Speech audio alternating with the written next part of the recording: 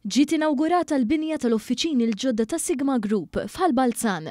Dan seħ wara tkabbir sostanzjali li kellha din il-kumpanija fl-aħħar snin u għalhekk ikompli jikkonferma rwol ewlieni li Malta għandha fil-qasam tal-iGaming u fis-settur tal-konferenzi internazzjonali.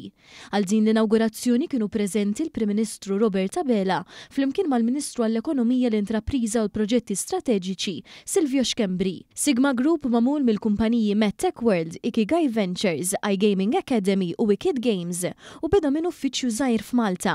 Illum kiber f'organizzazzjoni internazzjonali b'aktar minn 250 impjegat f'diversi pajjiżi. Din is-sena biss is-Sigma mistennija torganizza 7 avvenimenti ewlenin li se jiġbdu aktar minn 100,000 delegat, inkluż Sigma Euromed f'Settembru li ġej fil-Malta Mediterranean Hub tal-Marsa. Waqt żjara fil-binja tal-uffiċini l-ġodda l-Prim Ministru Robert Abela saħaq fuq l-importanza ta' dan il-pass mhux biss għall-Sigma imma wkoll l-ekonomija Maltija. Dr. Abela tenna li l-industrija tal-iGaming tibqa' waħda mill-pedamenti ekonomiċi ta' Malta u permezz ta' regolamentazzjoni soda, innovazzjoni teknoloġika u talent eċċellenti se tkompli tissaħħaħ il-pożizzjoni ta' Malta bħala ċentru ewlieni fil-qasam tal-lob diġitali.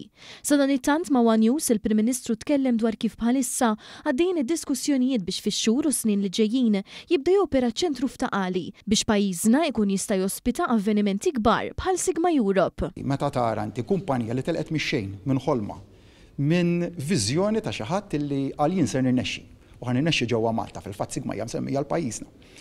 U dik il-ħolma illum ittrasforma f'fenomenu ta' investiment li jagħti x-xogħol u l-għajxin lil 250 persuna f'karrieri ta' kwalità. Imma li rnexxielu jespandi madwar id-dinja kollha u qed jirnexxielu joħloq dan is-suċċessi. Da suċċess fisser għal pajjiżna s-sena l-għaddiet dħul ta' 100 miljun euro f'5 ijiem biss. U għalhekk xogħol nassab bħala gvern huwa li nibqgħu nipprovdu il-faċilitajiet għalhekk bħalissa din f'diskussjonijiet attivi biex il-proġett tal-Convention Center jitwettaq. Il-fundatur ta' Sigma Group Eman Pulis esprima l-entużjażmu tiegħu għal din il-fażi ġdida f'Malta, filwaqt li żied jgħid li matul din is-sena l-organizzazzjoni se tkun qed testendi l-preżenza tagħha b'uffiċini ġodda fl-Indja, fis-Serbja, filwaqt li s-sena d-dieħla se jsiru żviluppi strateġiċi f'Ċipru u l-Brażil. Dan se jsaħħaħ il-konnettività globali tal-kumpanija Maltija u jkompli jrawwem l-integrazzjoni kulturali bejn il-pajjiżi minn fejn joperaw. Pulis aċċenna li lan aħari u wieħed ċar dak li jsiru fost l-aqwa tliet mexxejja ewlenin fil-qasam fuq livell dinji. Dan l-investiment mhux biss isaħħaħ il-preżenza ta' Sigma f'Malta, iżda juru wkoll il-potenzjal enormi li għandha l-industrija tal-konferenzi internazzjonali.